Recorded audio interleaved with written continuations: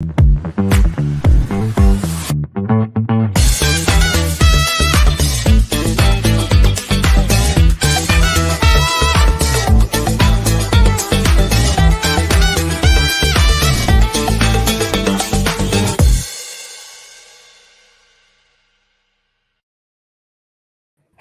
and welcome everybody to another episode of the Sumati podcast, We Connect, where we explore the captivating world of online learning and how it intersects with technology and with the current market trends that we're seeing worldwide.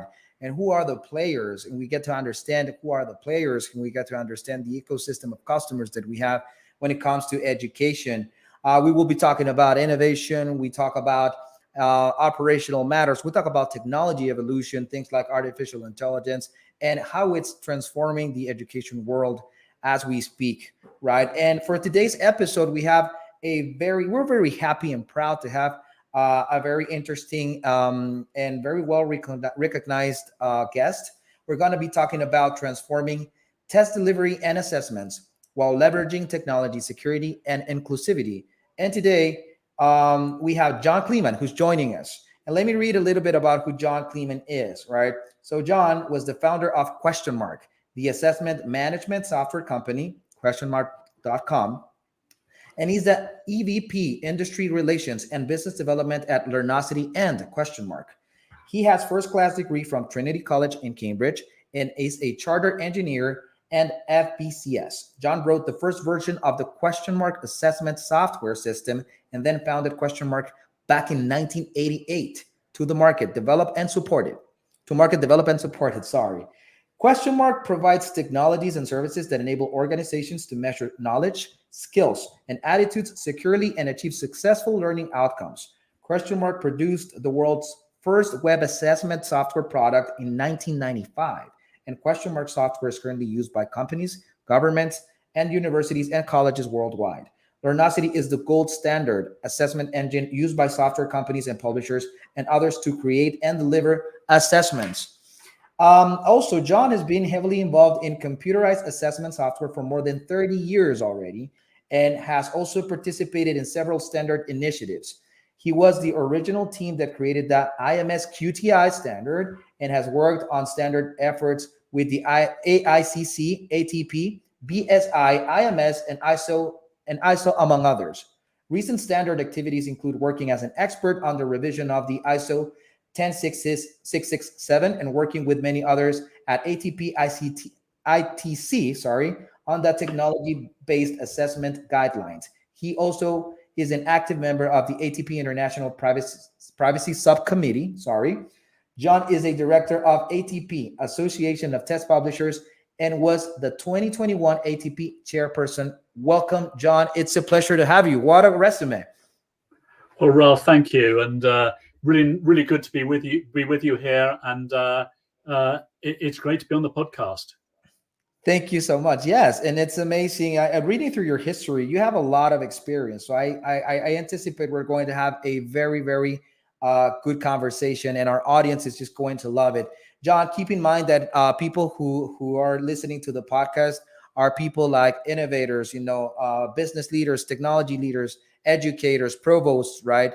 CIOs, CEOs, and entrepreneurs, right? So, and everybody has a lot of interest in terms of understanding where education is going, and particularly the last phase of education, which is the testing experience. So I think that it's going to be an amazing conversation that people are going to appreciate, very much. So, John, I would like to we have a set of questions, but this is going to be a conversation, right? Can you tell our audience, let's get to know you a little bit better. Tell us about yourself. Tell us about Question Mark and how did you get started in the test delivery space? Sure. Well, look, this is my attic home in London. Before the pandemic, I used to go into our office in the center of London every day, but that wasn't. But as soon as the pandemic started, that obviously wasn't practical. And now Question Mark and Learnosity were both largely virtual. Everybody works from home, and this is my attic room, and I've kind of stayed here ever since. In terms of how Question Mark originally got started, so I was working in a software field actually in air traffic control, training and simulators for air traffic control. And one of our customers said, well, we just want a program for delivering multiple choice and that kind of questions. And we looked around for them, and there wasn't one that we could find. And so that just stuck in my head. And then sort of 2 or 3 years later, when I had left the software company I was working for and wanted to found my own company, I did some market research, and there didn't really seem to be a testing piece of software out there. This was really quite early on in the PC time, when PCs had just come around. And so I wrote the first version of Question Mark literally in my back bedroom. And I thought initially that I would get somebody else to publish it. I would just write the software, because my background was more computer science than it was commercial. But when I sort of hawked it around to publishers and things, I think somebody offered me, £3,000, which is maybe sort of $4,000 or $5,000 for a year's work or so. And so I soon realized that I had to found the company to be able to market it. So I did, and started off as a one-person company, and then we grew up over the years. Well, that's an amazing story, and it's very similar to the story that happened for myself and actually Sumati, right? And by the way, I'm also an engineer as a background, so not related to sales or business, but at the beginning, so I've had to learn on the way. But it's interesting to know that, out of a need that you identified in a previous job, you saw the opportunity of creating what in that moment was a solution, and it actually flourished and became a company, right? So, wow, you must feel really proud about it. How does it feel after so many years? I do feel proud, but I think, Raul, also, you if you've set up something yourself, it's not easy, and you should also be congratulated, because it's hard setting up a company, as you know. But yes, no, I feel proud. Obviously, you've got to carry on and improve and do things better. So can't dwell too much on the past. But I'm pleased about bringing testing computerization to the world, being one of the people who've done that, and I'm pleased about that. Yes. That's an amazing story. So where can we see Question Mark today? How is it different than how it was when you started it? So what is different? What is the value proposition of Question Mark today? And why do you believe that your services really bring and add value to customers around the world? So, I mean, the value proposition is not that different from how it was 30 years ago, in terms of allowing people to create and deliver and report on tests in an effective way, in an efficient way. Obviously, the range of features and the range of capability have hugely increased. We've got a very large development team now across Question Mark and Velocity. I think we're 70 or 100 people or so, whereas back in the beginning it was just me. But essentially, tests are one of the few ways of identifying the knowledge and skills that somebody has. And so if you want to make decisions about people, then tests and exams are a really good way of getting that information. You mustn't obviously go overboard. You need to have other information to make decisions about people.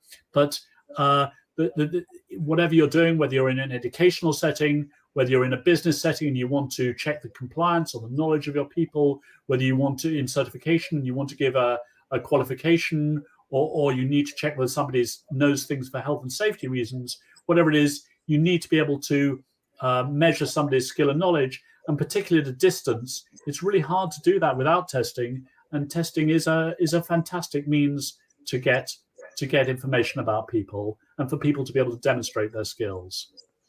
I think it's so responsible, the way that you put it, right? It's so responsible to have information before making decisions about people. And the one way, and one of the most effective ones, is through testing, of course, right?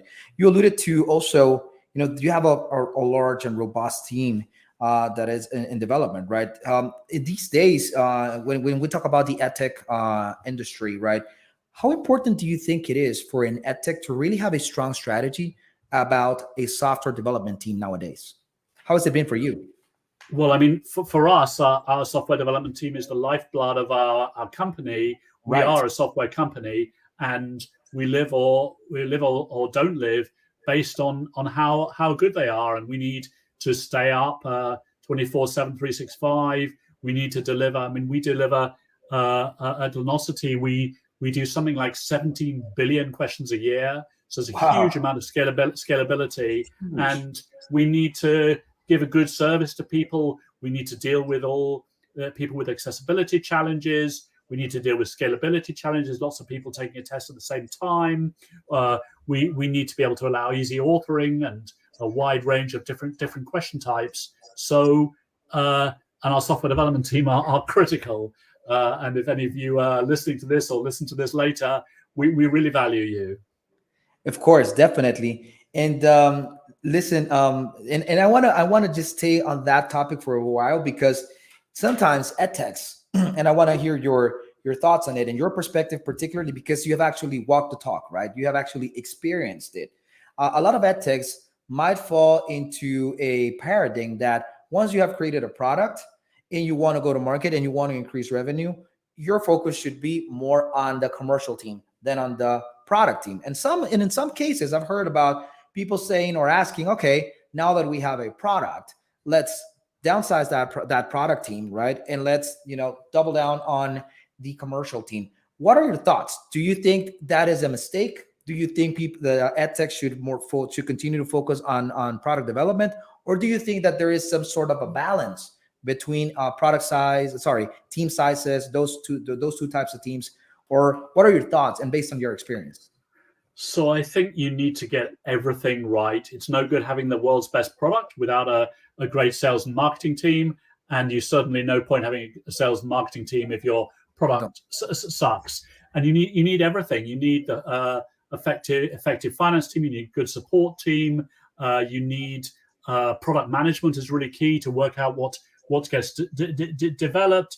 You need a legal and a privacy team to make sure you stay compliant. You need a security team to ensure it stays secure. So I think the art of a successful business is to have everything singing at the same time and doing well. And obviously that's really hard to do. But that is what marks out a successful company from an unsuccessful company.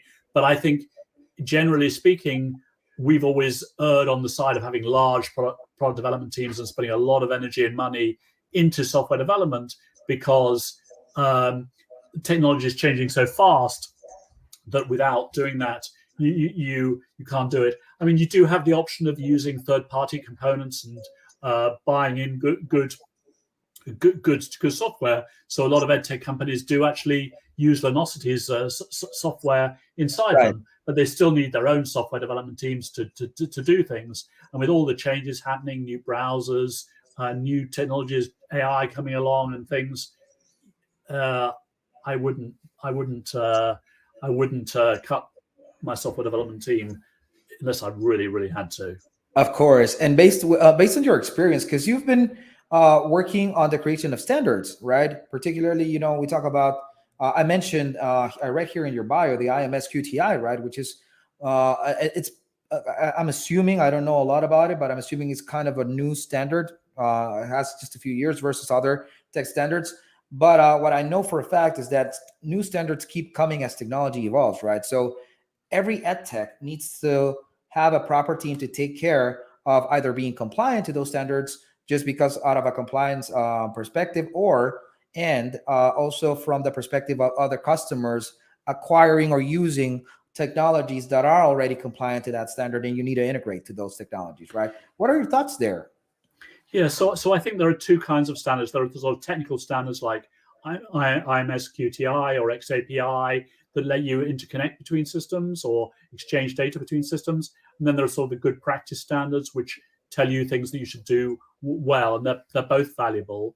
In terms of IMS QTI, so what was happening in the 90s was there were lots of different testing systems around, and when you wanted to move from one to the other, it was really hard to move questions between it. And so we came up with QTI as a way of exchanging questions between systems, so that you can put all this effort into creating questions and then be able to transport them from one system to another.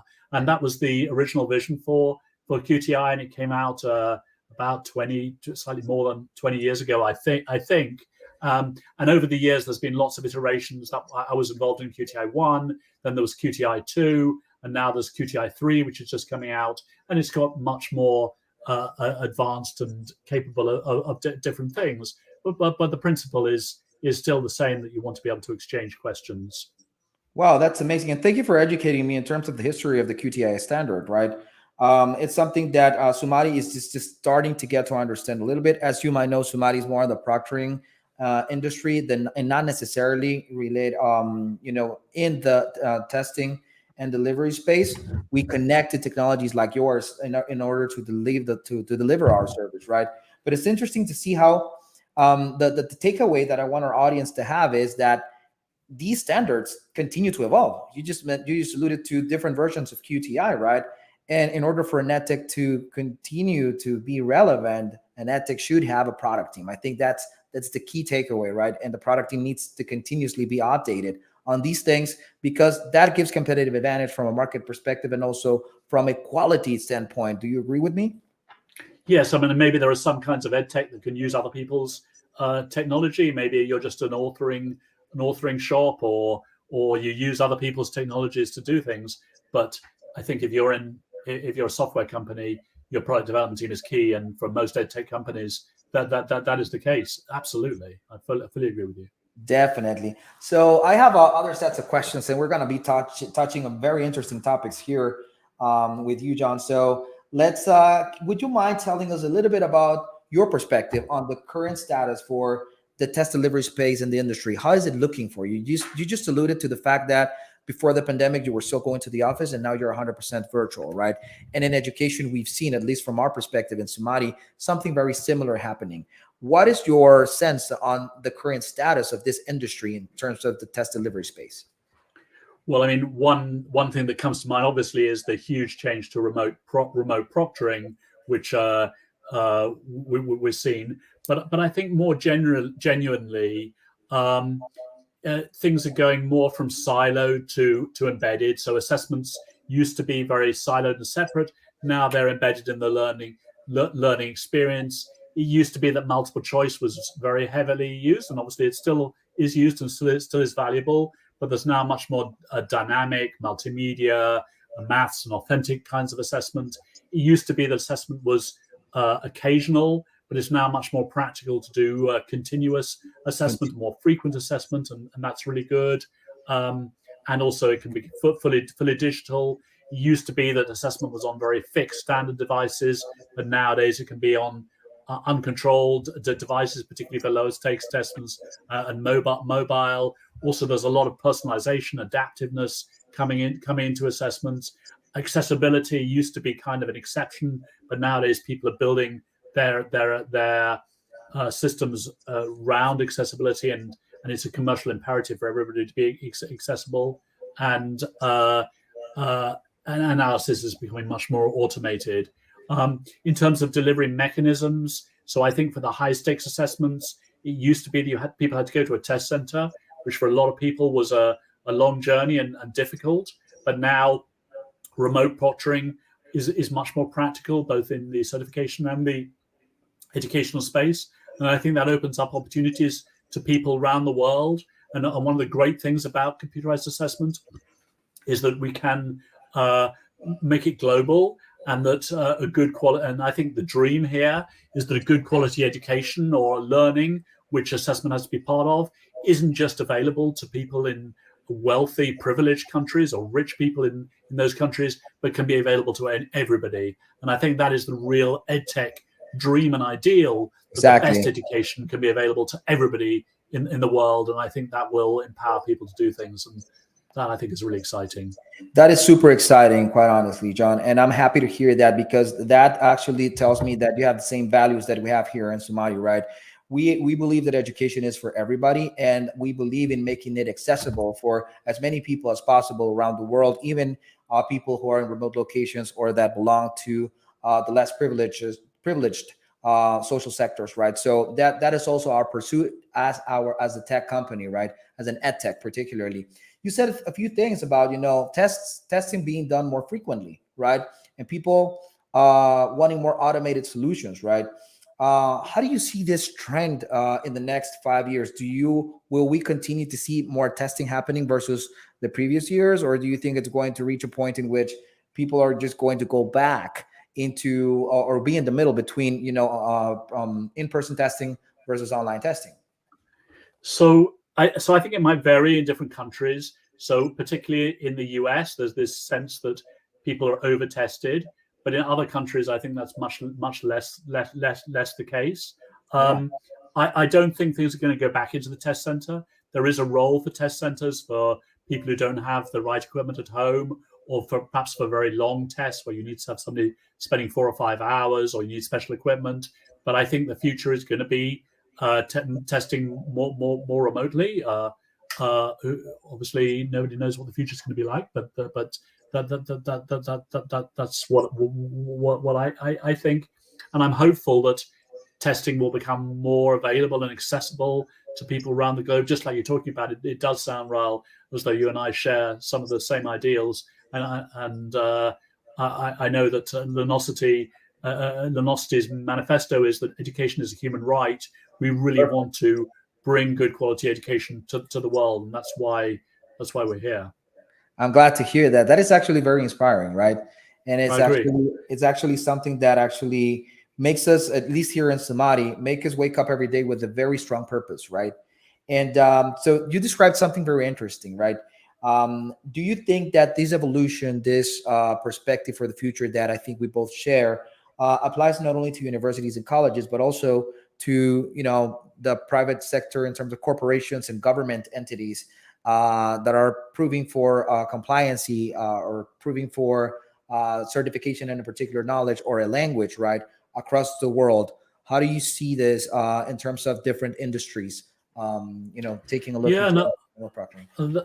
That's an interesting question. So I think in the world of work and business, well, I think recruitment is obviously one area. So a lot of recruitment decisions are made based on subjective information, interviewing, and often people interview and choose people who are a bit like them. So I think testing has the potential to allow more objective decision making in recruitment, and so recruiting better people for an organization and more diverse people, which will improve the organization's performance. And in terms of ongoing learning and development and compliance, I mean, we see a lot of testing happening there. Often because it's within an organization, it's not proctored, it's unproctored, but that works for a lot of organizations.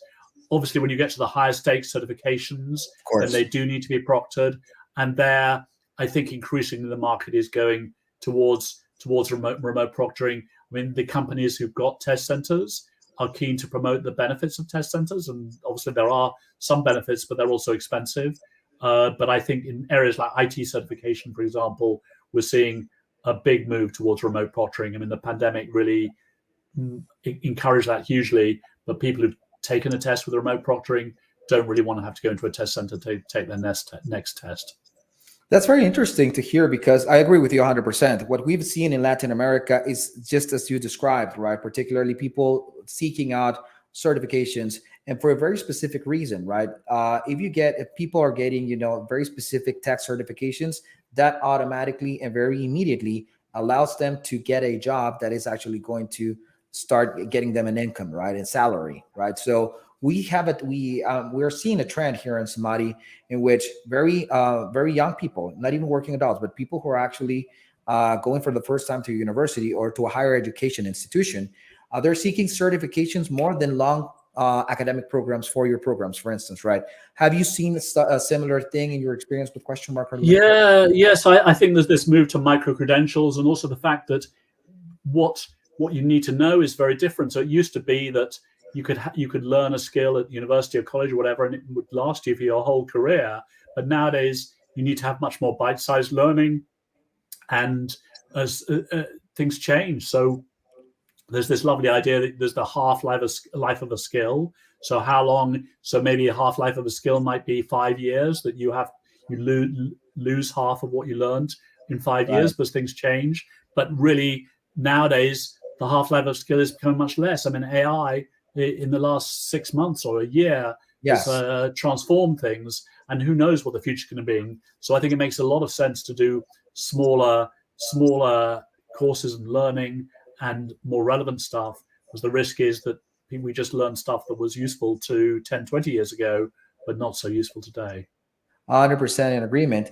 And listen, John, before we started, you and I were talking about a specific set of topics that you wanted to cover. So I know it's been already 25 minutes, and I just want to make sure that we cover those topics, right? And you alluded to one of them. So I'd move. I'll change a little bit the order of our conversation, our topics, and I'd like to jump into one that you just touched on, which is artificial intelligence. Back in the day, my experience was that in 2017, more or less in the United States, there was a lot of questioning on AI because there was a lot of evidence that AI back in the day, again, was biased. What are your thoughts? What is your experience? And how do you see the evolution of AI? Do you think it's still biased? How has your experience been? And how do you see it evolving towards the future? Is it going to be more trustworthy? What are your thoughts? So I think the advent of things like ChatGPT and its various generative AI competitors, like Bard and things like that, transform the way AI can be used. Because prior to these coming out as commodities, you had to have a lot of expensive software developers and AI experts to be able to use AI. But AI is now available to everybody via OpenAI and other systems. And I think that is really exciting. But having said that, AI is very often biased, and that is a challenge. I think there are probably ways that it can be improved in future by training it on a more neutral topics. But clearly, there are all sorts of biases in AI. If you use DALL-E to create a picture, it's more likely to be young people than old people, and there are various issues about sexism and racist and other issues. So there are challenges, and I think we have to be really careful about how we use AI. But equally, it has the potential to make a big difference. I mean, I've one area that Lunosity, for example, is working on is using AI to generate questions or help people generate questions. But I think it's key that a human is in the loop. So I don't think AI in assessment can be used in very many use cases without a human in the loop, but with a human in the loop to aid humans, give ideas for questions, generate feedback for choices, generate choices and questions that can then be reviewed by a human seems sensible. And I do think in time, AI will become less biased, but there is clearly a risk there. Yeah, I understand. And you mentioned something very, very important that I was going to allude to. You said it is key that we keep humans in the loop, right? There is a lot of resistance from faculty members, particularly in higher ed institutions, to adopt AI technologies, not necessarily because it's biased, but they feel threatened. They feel that their jobs are going to disappear, right? And I agree with you. We don't see that as edtech service providers, right? What would you tell faculty members that are right now facing that challenge of adopting technologies that they don't know anything about, and they're faced with the need of having to learn how to actually change their academic models into something that includes AI?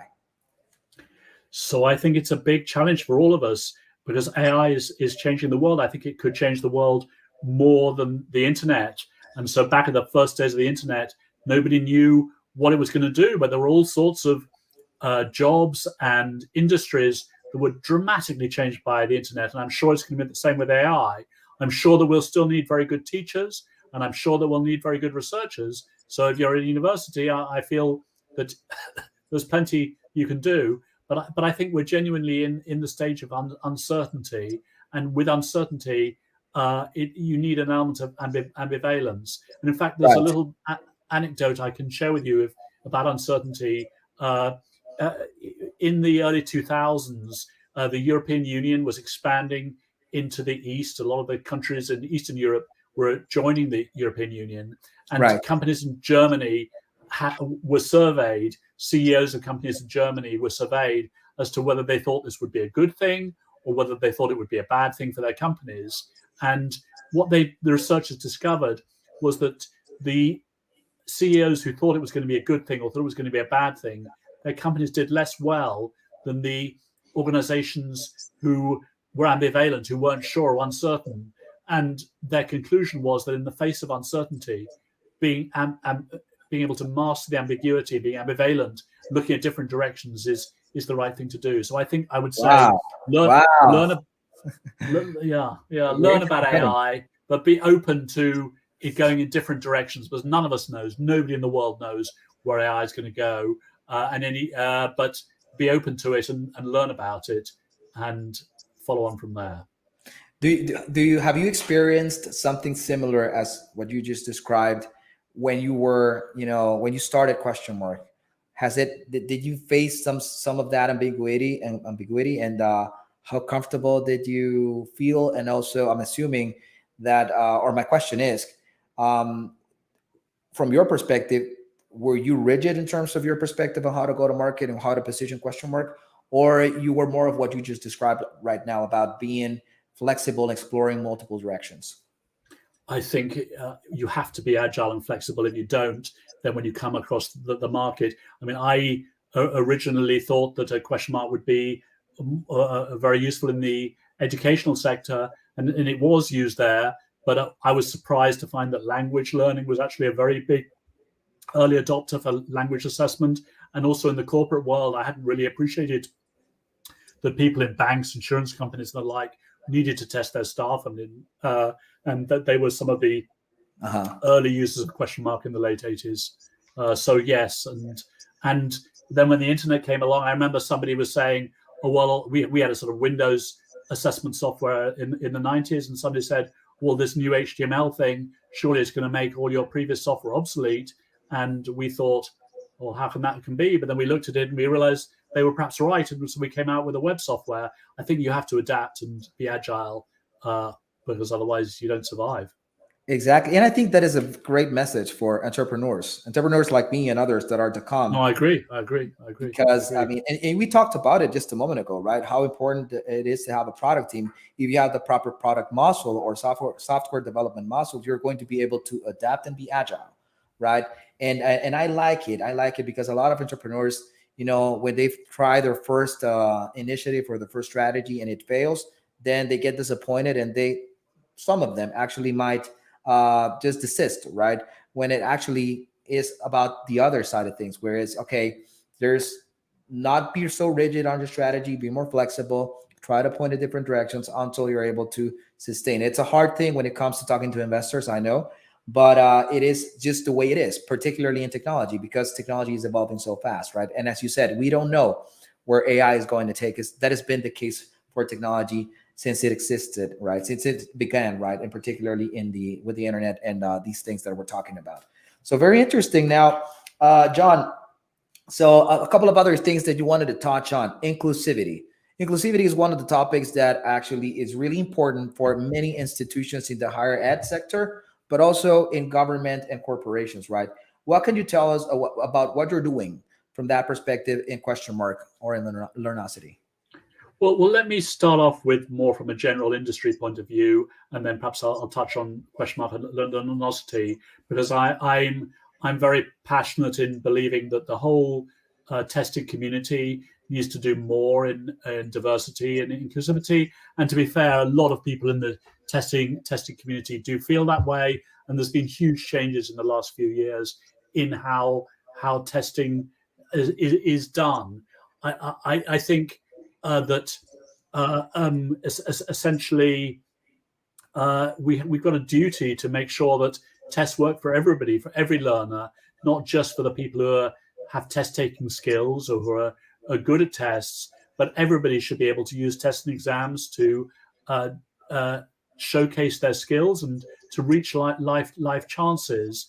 And I think sometimes in the past, tests have sometimes been developed by the majority, not taking into account minorities and needs. So, for example, in a lot of countries, there are people who don't speak the native language. Like, for example, in America, amazingly, 20% of people speak a language other than English Wow. at home.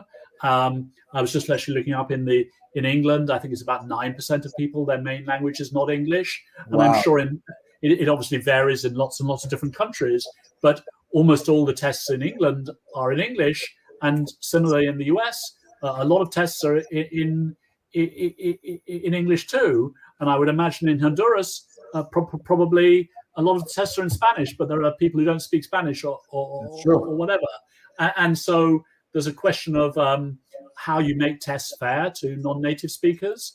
I think there are accessibility challenges. So basically, there are a lot of people who are neurodiverse or who have other accessibility challenges, and you need to make tests fair to them.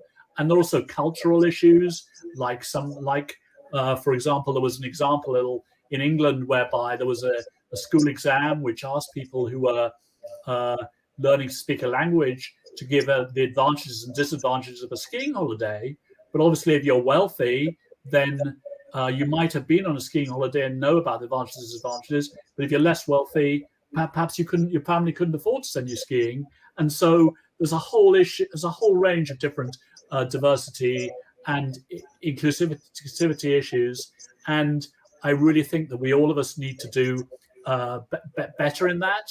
Um, and I know that there is in some countries there's a little bit of controversy that we shouldn't be using diversity DEI and that's the wrong way to think about it. But I think it's just about fairness. We need to make sure that assessments are fair to everybody and give every learner an opportunity.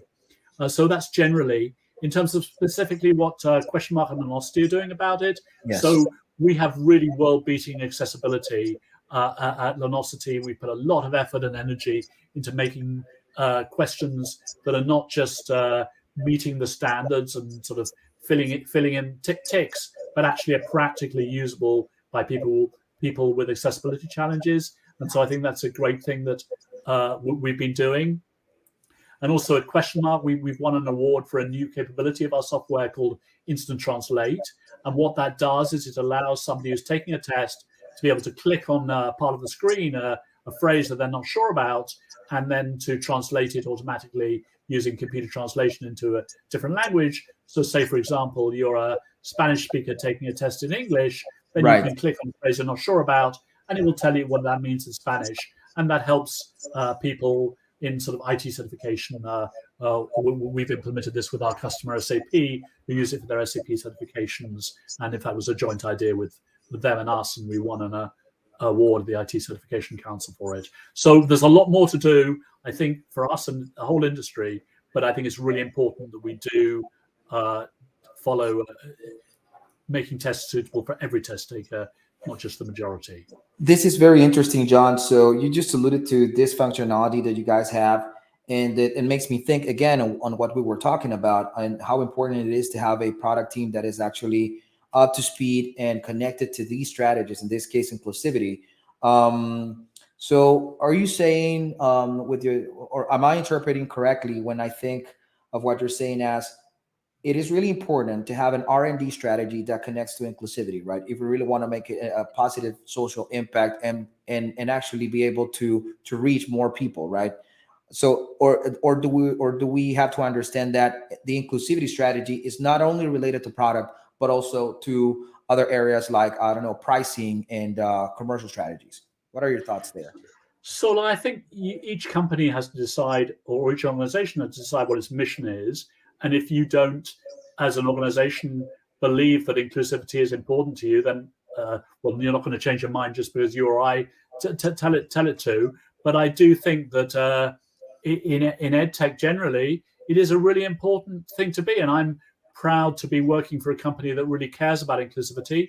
And I'm also proud to be involved with the ATP and the IT Certification Council and other organizations that are trying to do a lot about diversity and inclusivity. But I think it has to be, to some extent, a personal or a business choice. And there may be some organizations that don't feel it's right for them. But I do think that I'm pleased, and it sounds like your organization also cares about that. And I think that's the right side of history to be on. Well, thank you for that. And going back to this very interesting instant translate functionality that you mentioned, is Question Mark really strong on having a innovation strategy, or do you guys are very intentional on creating your own patents when it comes to algorithms or functionalities that is groundbreaking for the industry? So we have done a few patents over the years, but we haven't focused on it a lot. We focus more on trying to be innovative than trying to make patents. But we try to be innovative. But I mean, there's a lot of work involved in just making software work reliably, scalably, and some of the innovation goes in that. But I mean, we've been going at Question Mark for over 30 years and Luminosity for I think something like 15. And over that, Wow. we've done an awful lot of innovation, but also a lot of you need to do a lot of hard work just to fill out the software with all the capabilities and the user interface and everything like that. But yes, I do think innovation is important, and I love it when we innovate, and I hope we do lots more innovation. That's great. Same here in Somali. Actually, we're always thinking about how to innovate, right? And particularly, you alluded a lot into how important remote proctoring is for the industry of test delivery, right? We are right. We're with you guys at the end of the student journey when it comes to certifying a specific knowledge, right? And it when it comes to proctoring only, we are in an industry that is still in a nascent phase, right? There are no unicorns there. There's a lot of opportunity for innovation, particularly because let's talk about students now. Students are very creative, right? When it comes to cheating, I have to say it as it is, right? And institutions, right? They really want solutions or service providers that can ensure integrity and security, right? Um, from your perspective, aside of proctoring, of course, which is the most obvious thing, what are other ways in which you take integrity and security of your exams into account, and you worked, or what are your strategy in terms Yeah. of those two Well, areas? yeah. Can I share some ideas from the technology-based assessment guidelines? So this Sure. is a document which is freely available on the web from the ITC, the International Test Commission, and the ATP, the Association of Test Publishers. It came out in, I think, November last year, and it's available if you go to the ATP website or the ITC website, or if you just Google for technology-based assessment guidelines review. Ping me; I'd be happy to pass you the URL. Perfect. And Thank you. there was about 100 authors and reviewers involved in it. It was a 4-year project, and basically trying to set out good practice in technology-based assessment. And one of the chapters is on security. It was actually originally written by Dave Foster of Cavion, who's one of the world experts on Okay. security. And Perfect. it's one of the things it suggests is that you need to do risk analysis. So security is all about risk. Identify what the big risks are for your program and deal with them, and don't be driven by, say, newspaper headlines or other things, but focus on risks and threats.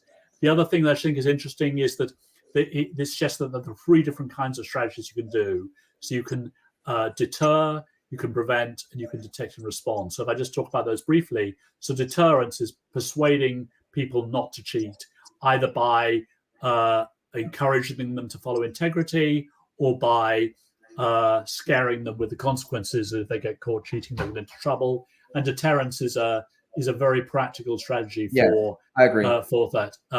Then the other thing is preventing. So preventing is making it hard for people to cheat, and proctoring is a great example of doing that. Right. A lockdown browser is another example, and there are lots and lots of different ways that you can prevent cheating. And perhaps having a large item bank is another way of doing that. And AI makes that easier. If you have a large item bank, it becomes harder to learn all the items. And then the last one is detecting, responding. And really, you want to have deterred or prevented. But if people are cheating, then you want to detect and respond to that. And then there are various different strategies for that. Like, for example, statistical analysis or proctoring also can help detect it. So I think those are the 3 ways of thinking about it. But for sure, for any kind of high stakes testing, proctoring is an important part of the security thing, and I'm sure Samadhi provides a good role there. That is amazing. Thank you so much for such a detailed and thorough response to that question, John. I also have another one as a result of what you responded. So you talk about this strategy that can have potentially these 3 dimensions, if I may call them like that, right? And you have to also, you alluded to the fact that you have to do a risk analysis, right? So is this something that you recommend is done not necessarily by the service provider, but by the institutions themselves? I don't know, academic leaders or online leaders. Is that correct? Or you would recommend some sort of a team effort approach to this? So I think it depends on the circumstances, but the risks probably need to be analysed by the test program or the institution, because Right. every institution will be different. For example, some institution might have a lot of people remotely, others more people on site. Some people might have a culture which means that sharing questions is very rare, others less so. There are different technologies out there. For example, some people will have a lot of smartphones. Some people will have people taking tests in a university lab or whatever. So I think the risks do vary in different organizations. Obviously, there's a role for the service providers to help and support, but I think ultimately it's the responsibility of the organization. And there is no magic bullet, as you of course know, and I'm sure all our listeners know, that it is a kind of arms race almost, but in cheating, and it is something that you need to continually improve to get better at.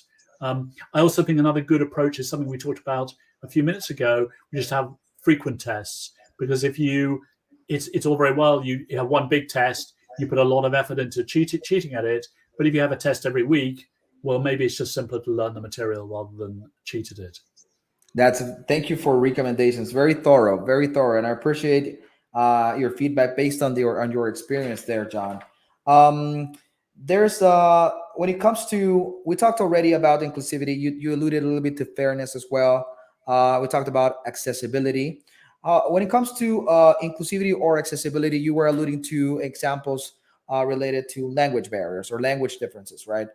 How about internet, for instance? In particularly emerging markets, and you and I, we share the same vision, right, in terms of making education accessible for the most amount of people possible.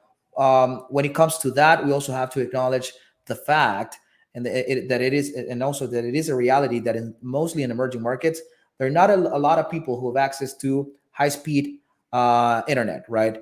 What are your thoughts, and do you have any context or experience on facing that obstacle particularly? Oh, no, I agree. It is a big obstacle, and it's not just in emerging countries. Even in developed countries, there are places where internet access isn't that good, and there are also people who don't have access to a computer, and so they call it the sort of digital divide. And I think that there are real issues in the US for sure, Right. and in other places. And I don't think it's an easy problem to solve.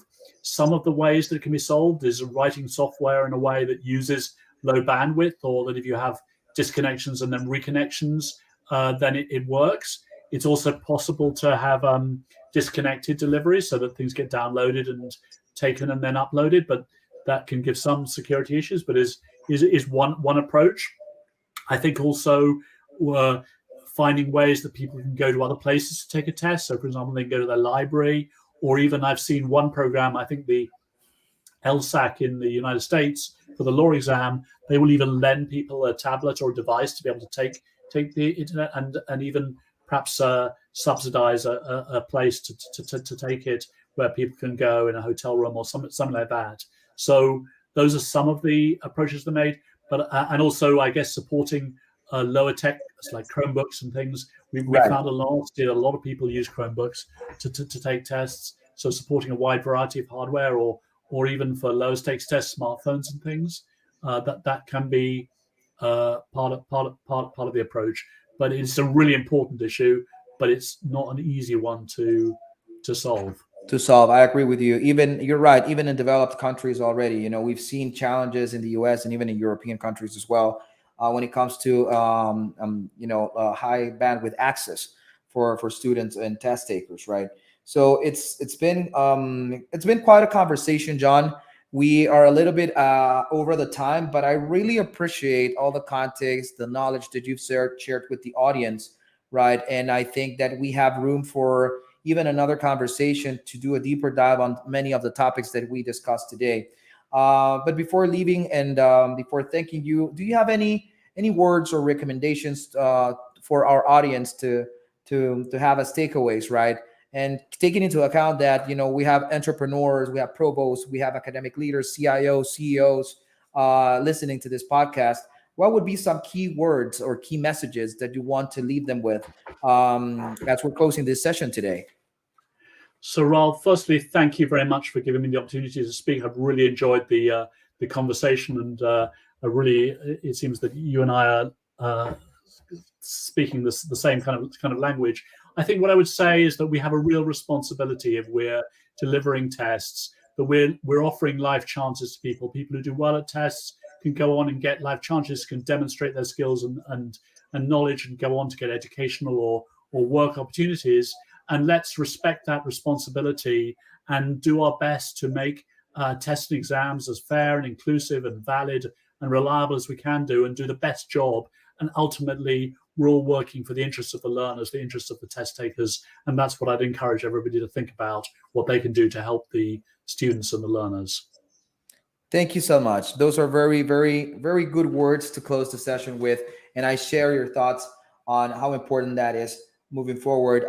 John, and if people want to reach out, I just want to I want to take the opportunity to mention that people can reach out to questionmark.com and or learnosity.com.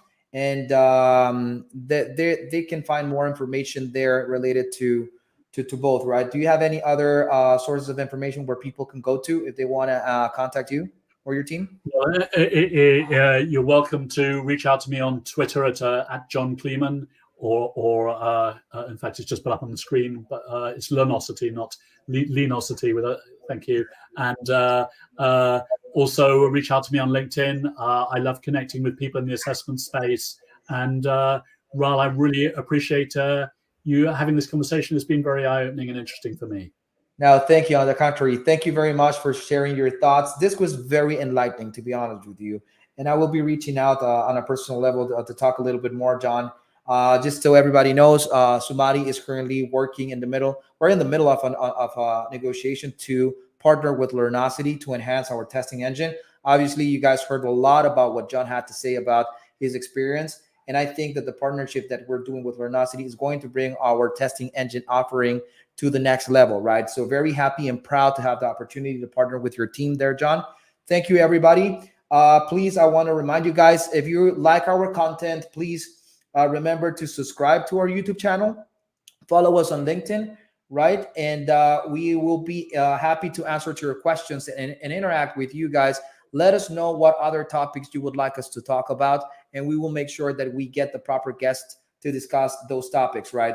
Once again, thank you very much. Remember to join us every single Wednesday at 3:30 U.S. Eastern Time, 1:30 Mexico, Latin America. We would be very happy to have you there, and we will bring you more guests. So with this, I'd like to thank once again, John. Thank you, John, and look forward. I appreciate your participation. Thank you, and I look forward for the next episodes. Goodbye, everybody.